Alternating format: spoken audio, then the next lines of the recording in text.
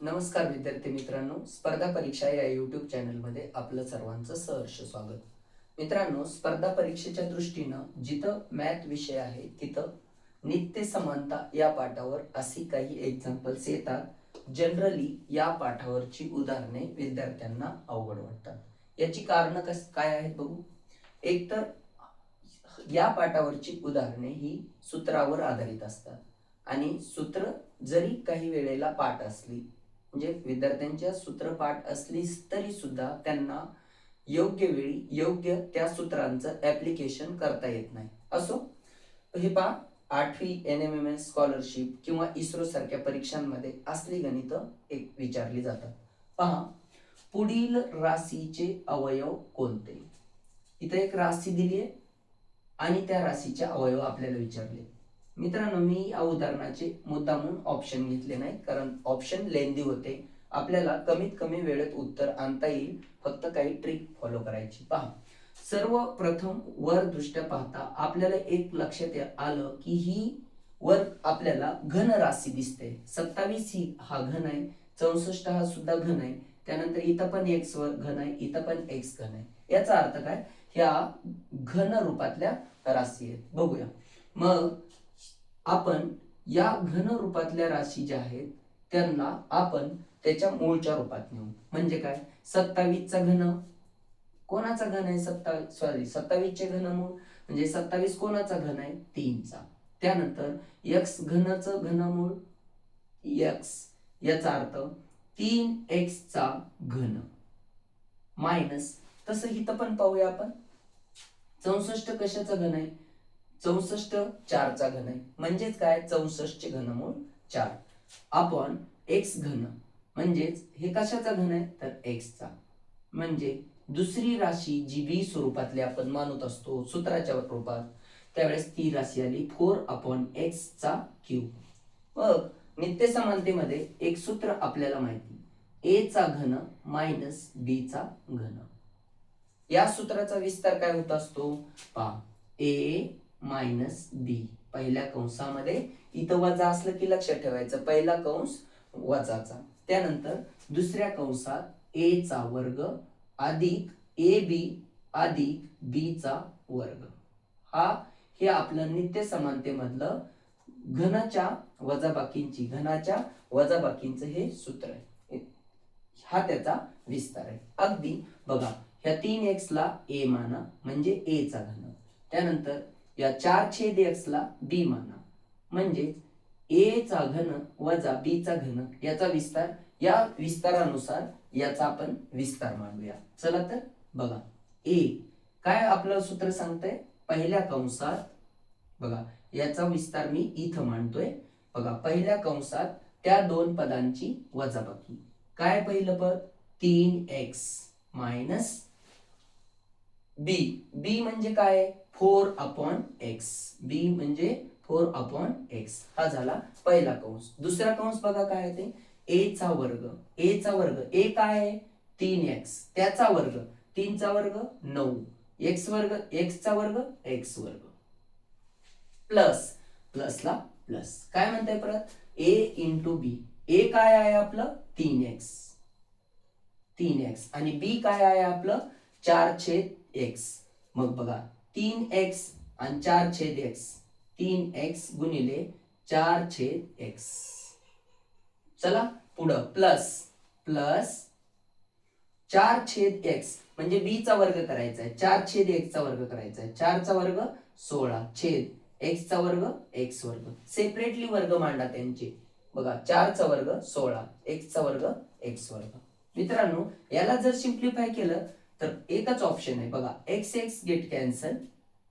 मग अंतिम उत्तर आपल्याला काय मिळेल, पहिल्या कंसात 3x मायनस 4/x, 4/x. दुसऱ्या कंसात पहा, दुसऱ्या कंसात 9x² प्लस 3×12 प्लस 16/x चा वर्ग.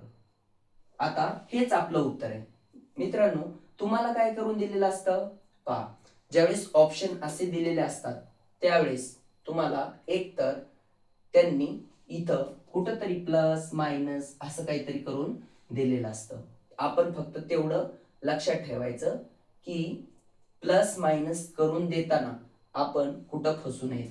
इथं प्लस करून दिलेलं असतं, इथं मायनस, किंवा इथं प्लस, इथं प्लसच्या ऐवजी मायनस, असं काहीतरी त्यांनी आपल्याला करून दिलेलं असतं.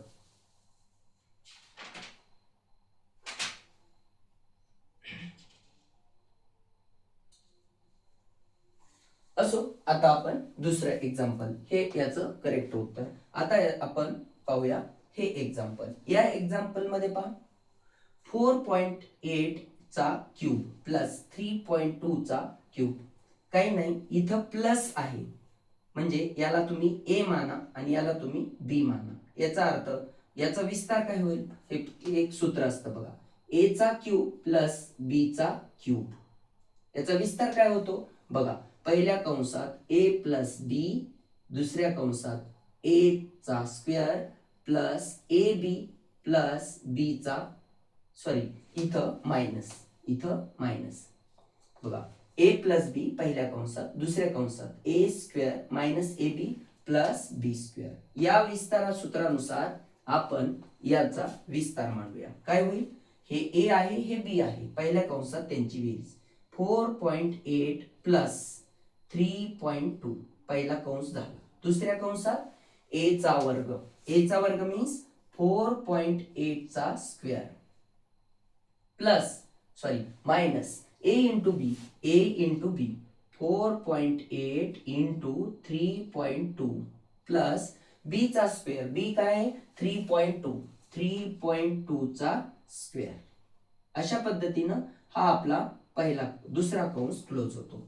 आपण आता आपल्याला जे छेदात राशी दिल्या होत्या त्या राशी इथं आपल्याला मांडायच्या. काय म्हणते ते, वाटलं तर आपली द्विधा होऊ नये म्हणून आपण यांना कंस करूयात, इथं पण कंसात टाकूयात, कारण हा 4.8 चा स्क्वेअर आहे, इथं पण 3.2 चा स्क्वेअर आहे, इथं पण आपण वाटलं तर त्यांना कंस टाकूयात.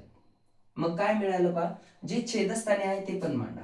4.8 bracket square minus in bracket 4.8 into second bracket 3.2 plus 3.2 bracket square. मित्रांनो थोडस बारकाईने पहा, हा जो सेकंड ब्रॅकेट आहे,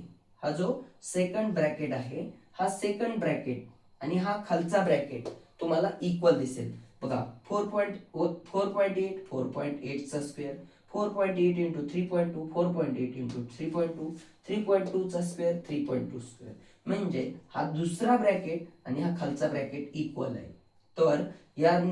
तर यांचा भाग जाऊन 1 होईल. काय उरलं मग फायनल बघा, 4.8 प्लस 3.2, या दोघांची बेरीज काय येईल तर